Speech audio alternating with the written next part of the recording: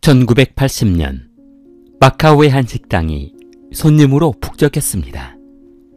이 식당은 얼마 전 주인이 바뀐 뒤 고기만두가 맛있다는 소문이 나면서 줄을 설 정도로 손님이 많아졌습니다.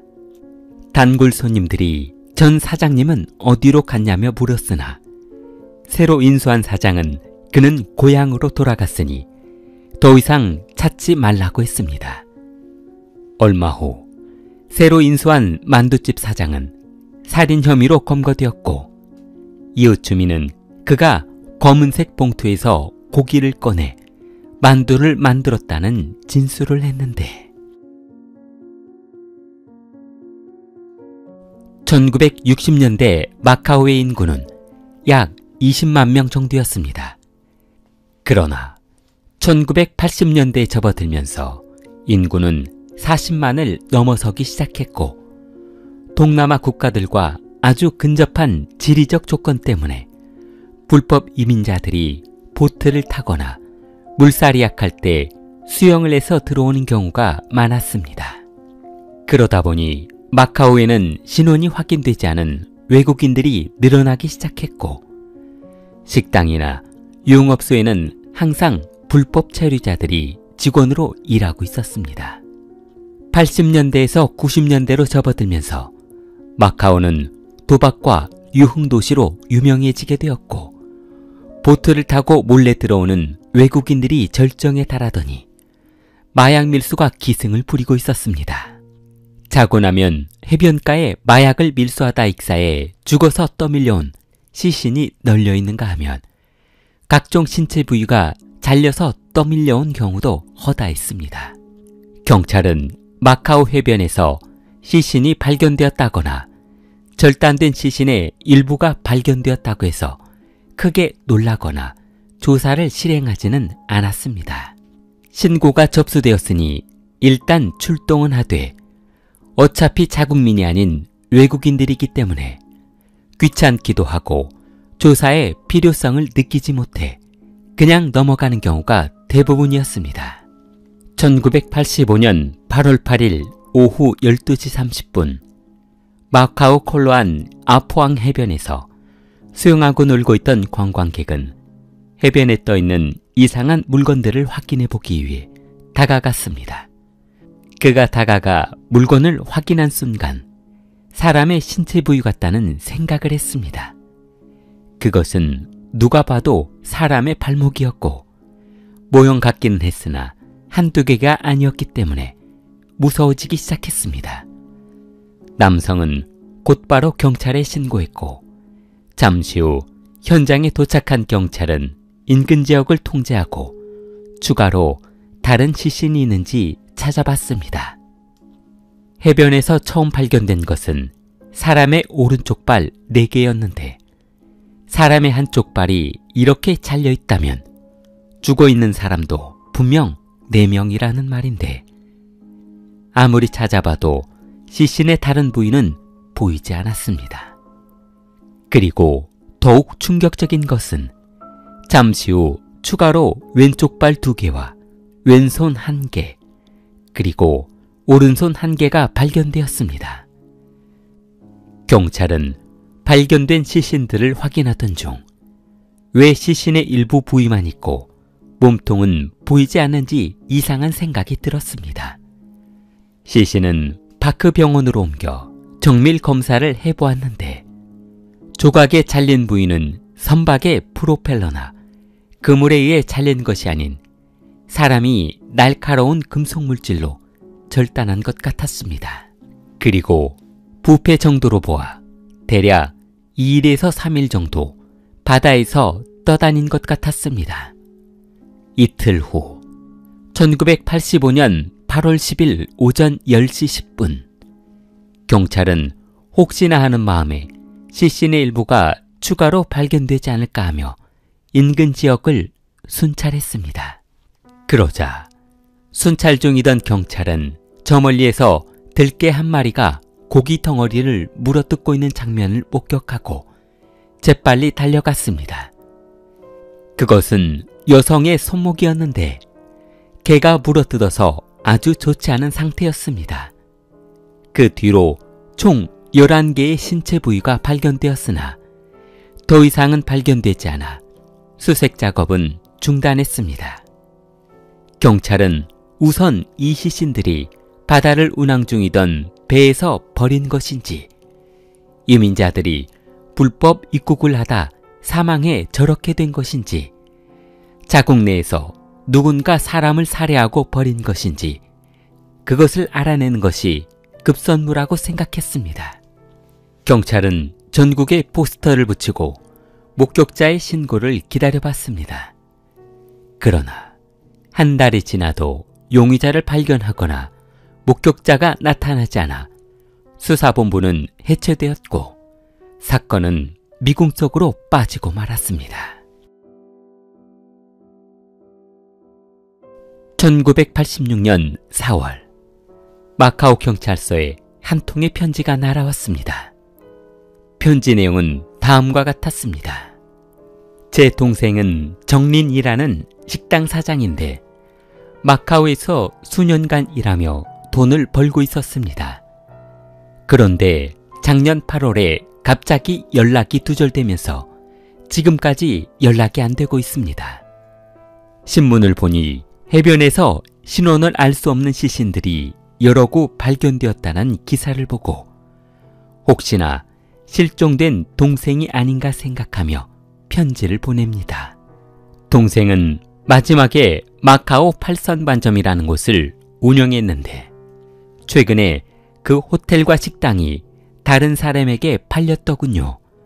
형은 동생이 무슨 일이 있었는지 1985년 7월에 갑자기 고향에 두 딸을 데리고 와 잠시 맡아달라는 말을 남기고 마카오로 돌아갔는데 그 뒤로 연락이 안 되는 것으로 보아 분명 그에게 무슨 일이 있는 것 같다고 했습니다. 식당은 정린 앞으로 되어 있기는 하지만 실질적인 경영권은 그의 아내인 센후이가 쥐고 있어 금고에서 돈 한 푼을 꺼냈을 때도 아내의 허락을 받고 써야 할 정도로 꼼짝 못했다고 했습니다. 정리는 아내로부터 한 달 용돈을 받아 사용하고 있었는데 그 용돈이라고 해봐야 담배 사고 친구들과 술 한잔 마시면 없어질 정도로 아주 조금만 줬다고 했습니다. 식당은 영업이 아주 잘 돼 적지 않은 수입을 올리고 있었는데 그 많은 돈을 재수 씨가 관리하고 있다는 말을 듣고 가족 입장에서 썩 기분이 좋지 않았다고 했습니다.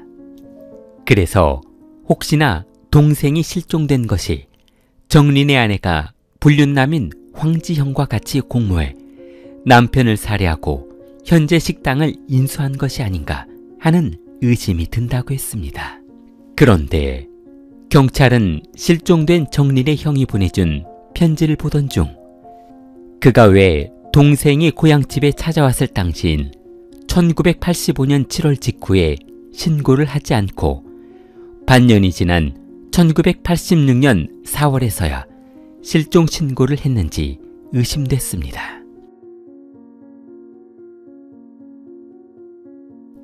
팔선 식당은 1961년 중국 산샹에서 건너간 정린이 만든 식당이었습니다.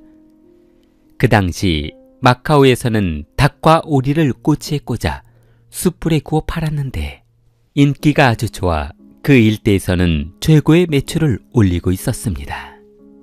정린의 식당이 잘 되자 닭과 오리를 납품하던 도매상은 조금 더 번화가로 상점을 옮기고 싶다는 그에게 기꺼이 돈을 빌려줘 아리아 프로테타 사거리 서쪽에 있는 목조 주택을 구매해 리모델링한 후 8선 판점을 열었습니다.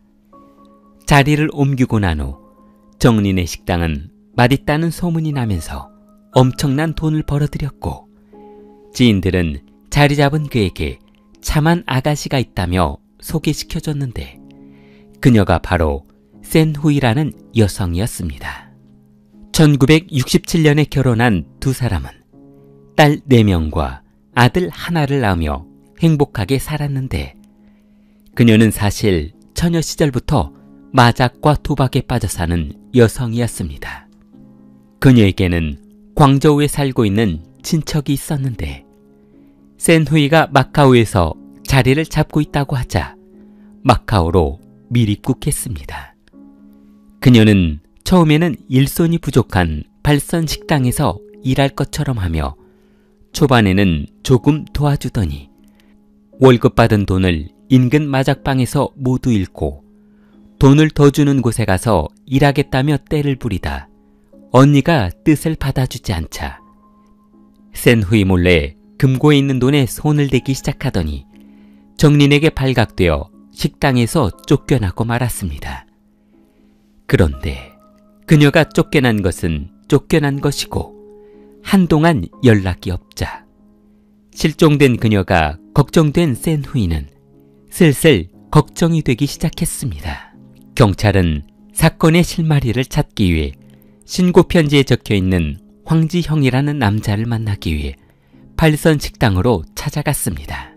경찰은 황지형에게 어떻게 해서 팔선 식당의 소유권을 당신이 갖게 되었냐며 묻자 그는 식당의 원주인인 장린과 그의 아내가 도박빚으로 18만 7천 위안이 있었는데 그 돈을 갚지 못하자 지인들에게 빌려 일단 갚기는 했는데 지인들에게 또다시 돈을 갚기 위해 자신에게 돈을 빌려갔다는 것이었습니다. 그는 자기 돈을 갚으라며 수차례 독촉했으나 매번 거절당하고 조만간 갚을 것이라는 말만 하고 실천을 하지 않아 어쩔 수 없이 채무 금액을 식당 명의를 이전하는 것으로 대신 하자고 했다고 했습니다. 그러나 두 부부는 그렇게 많은 도박빚을 지고 있으면서도 도박을 끊지 못하고 계속해서 도박장을 들락거리더니 황지영에게 60만 위안을 빌려 탕진하고 말아 최종적으로 식당을 인수하게 되었다고 했습니다. 1985년 4월 그것으로 세 사람의 금전적인 문제는 해결되었고 나머지 도박빚은 더 이상 갚을 수 없어 추심업체를 피해 정리는 가족을 데리고 친형이 있다는 주하이로 도망쳤다고 했습니다. 경찰은 황지영에게 별다른 혐의점을 찾지 못해 정린에게 닭과 오리를 제공했다는 도매업자 린 씨를 찾아가 봤습니다. 그러자 린 씨는 1985년 8월 4일까지만 해도 자신들의 물건을 발선식당에 납품했었고 그날 납품간 직원의 말에 따르면 식당에서 정린이 정상적으로 음식도 만들고 있었고 손님도 많아 식당은 정상적으로 운영되고 있었다고 했습니다. 그런데 다음날 납품을 가보았더니 3일간 휴무라는 표지가 붙어 있어 집안에 무슨 일이 일어났나 보다 하고 그냥 넘어갔다고 했습니다. 그런데 8월 8일 오전에 직원이 납품을 가보니 이전 사장 정리는 보이지 않고 자신이 새로운 사장이라며 소개한 황지영만 보였다고 했습니다.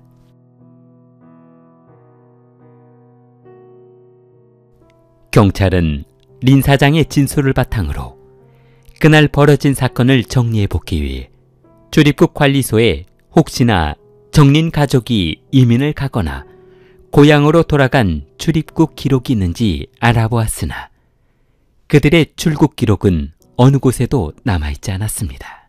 식당 인근 주민들의 진술에 따르면 식당에는 총 10명의 가족과 직원이 살고 있었는데 발선식당의 사장인 54세 정린과 그의 아내 센후이 42세 그리고 딸 정바오치영, 정바오홍, 정바오화 그리고 아들 정관더, 센후의 어머니 70세 천리홍 그리고 센후의 고모 천리전, 미립국한 식당 주방장 천전과 정불리양 등이 실종되었다는 것이었습니다. 이웃은 8월 5일 정린의 아들이 열이 난다며 도움을 요청하자 한 남성이 아들과 천리전을 병원으로 데려간다며 택시를 타고 나간 후 돌아오지 않았다고 했습니다. 경찰은 그렇다면 그때까지 집안에 남은 남성이라고 해봐야 황지영뿐이라는 생각을 하고 그가 미리 천리전과 내통을 하고 전화를 해 아들을 병원에 데려가는 척한 것이 아닌가 생각해 전화기에 남아있는 지문과 택시에 남아있는 지문을 대조하기 위해 지문 채취에 협조해달라고 했습니다. 그러자 경찰이 그의 손가락을 보는 순간 경악을 금치 못했습니다. 그의 왼손 엄지손가락은 절단되어 있었고 나머지 지문은 화상으로 뭉개져 채취할 수 없을 정도였습니다.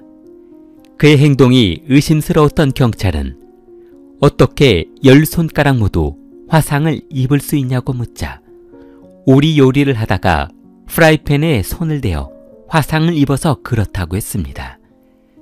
경찰은 더 이상 그의 지문을 채취할 수 없어 지문을 대조해 보는 것을 포기할 수밖에 없었습니다. 경찰은 황지영을 조사하던 중 그가 말한 진술에 집중했습니다. 지영은 1949년 아버지, 형과 함께 포산에서 홍콩으로 이주해 1963년 홍콩 사람인 리허와 같이 동업을 해 조그만 재봉 공장을 운영했습니다. 그는 아내와 아들을 데리고 한 집에 살았는데 사업도 잘 안 되고 생활이 어려워지자 동업자 리허에게 돈을 부탁했습니다. 그러나 리허는 돈이 없다며 단호하게 거절했고 두 사람은 사이가 틀어지기 시작했습니다. 1973년 11월 5일 월요일 리허의 남편이 아들과 나간 후 집에 들어간 황지영은 그녀를 묶어두고 가스를 틀어 집에 불을 질러버렸습니다. 황지영은 화재 현장에 남아있을 지문이 걱정되어 검지손가락 하나를 절단했고 10손가락의 지문을 없애려 일부러 화상을 입었습니다. 고향으로 돌아간 황지영은 그곳에서 신분을 세탁하기 위해 신분증을 구매했는데 새로운 신분의 이름이 바로 황지형이었습니다. 그 전에 그의 이름은 천지량이었는데 이제 황지형이라는 새로운 이름으로 인생을 새 출발할 수 있게 되었습니다. 경찰은 70년대 화재 사건으로 떠들썩했던 용의자 천지량을 추적했으나 검거하지 못했는데 팔선 식당을 조사하던 경찰이 황지형을 보고 천지량과 많이 닮았다는 말을 하자 경찰은 잠복구무를 하기로 했습니다. 9월 28일 황지형은 무슨 영문이었는지 급하게 짐을 챙겨 팔선 식당을 나와 도주했는데 그를 붙잡은 경찰은 경찰서로 끌고 가 조사하기로 했습니다. 9월 30일 마카오 경찰은 살인 혐의로 황지형을 기소했고 그는 죽음 끝에 살인을 인정했습니다. 1984년 8월 4일 저녁 황지형은 정린과 요리사 정바이량과 함께 팔선 식당 위층 모텔에서 도박을 하고 있었습니다. 그때 천리전은 그냥 구경만 하고 있었는데 황지형은 2,000 마카오 달러를 가지고 정린의 돈 18만 8천 달러를 땄습니다. 황지형은 정린의 직원에 월급을 받아가는 처지였지만 도박판에서는 그런 것은 중요하지 않았습니다. 직원에게 돈을 잃게 된 정린은 1년 안에 도박빚을 갚겠다고는 했으나 금액이 워낙 많아 쉽사리 돈을 구하기가 쉽지 않자 만약 제때 돈을 갚지 못한다면 그땐 팔선 식당을 넘기겠다고 약속했습니다. 그러나 약속은 구두로만 했던 상황이라서 돈 받기가 어려웠던 황지영은 정린에게 돈을 갚으라며 수차례 협박을 했습니다. 그러나 두 사람은 멈추지 않고 도박을 계속했는데 더 많은 돈을 잃게 된 정린은 추가로 60만 달러를 빚지고 말았습니다. 1985년 8월 초 황지형은 정인이 그 많은 돈을 구할 수 없다는 것을 알고 식당을 인수하는 일만 남았다며 주방장들을 뽑아 8일부터 일을 시작할 것이니 기다리라며 사장이 될 것을 생각하니 기분이 좋았습니다. 1985년 8월 4일 도박빚을 갚을 마지막 날이 되자 문을 닫기만을 기다린 황지영은 돈을 내놓던 식당을 내놓던 둘 중 하나를 선택하라고 했습니다. 그러자 정리는 정색한 얼굴을 하며 자신이 무슨 돈을 갚을 것이 있냐며 되물었습니다. 차용증이 있으면 보여달라고 했고 차용증도 없는데 무슨 돈을 갚으라는 것이냐며 돈을 못 주겠으니 당장 식당에서 나가라고 했습니다. 화가 난 황지영은 탁자 위에 있던 맥주병을 잡아 테이블에 깨트린 후 날카로운 부위를 정린의 아들 정관덕의 목에 들이댔습니다. 아들의 목에서 피가 흐르자 관덕은 정린 집안의 독자로 아들이 죽는다는 생각을 하니 다리가 풀려버렸습니다. 황지영은 정린에게 밧줄로 식당에 있는 가족들을 묶으라며 지시해 남편이 가족을 묶자 아들이 당하는 꼴을 볼 수만 없었던 어머니 센호이가 지영에게 달려들자 지영은 병끝으로 그녀의 목을 베어버렸습니다. 순간 식당 바닥은 피투성이가 되었고 그녀는 과다출혈로 그 자리에서 즉사하고 말았습니다. 황지형은 피를 본 순간 식당에 있는 사람들을 차례대로 살해했고 마지막으로 정린의 막내 아들까지 살해해버렸습니다. 막내 아들 관덕은 죽기 직전 황지영에게 우리 고모가 당신이 우리 가족을 모두 살해했다는 것을 경찰에 신고할 거라는 말을 하자 그는 고모 천리전에게 전화해 막내 아들이 열이나 병원에 가야 하니 빨리 와보라고 해 그녀를 팔선 식당으로 유인하는 데 성공해 죽였습니다. 황지형은 8시간 동안 10명의 시신을 수십 개의 검은색 봉투에 남아 담은 후 해변가에 버렸습니다.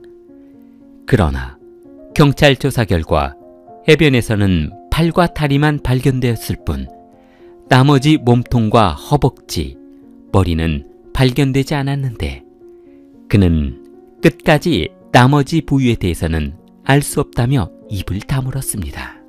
경찰에서 정보를 입수한 신문 기자들은 앞다퉈 사건을 보도했고 실종자들의 나머지 신체 부위를 끝까지 찾지 못하자 마카오 신문 기자가 인근 주민을 상대로 조사하던 중 황지형이 고기 만두를 만들었을 때 검은색 봉투에서 고기를 꺼내 만들었다는 이야기를 듣고 팔선 식당에서 인육 만두를 만들어 팔았다는 기사를 실었습니다.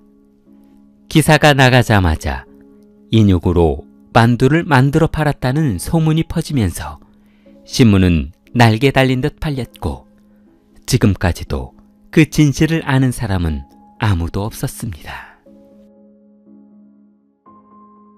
길리를 사랑하는 마음을 좋아요와 구독으로 표현해보세요. 길리였습니다.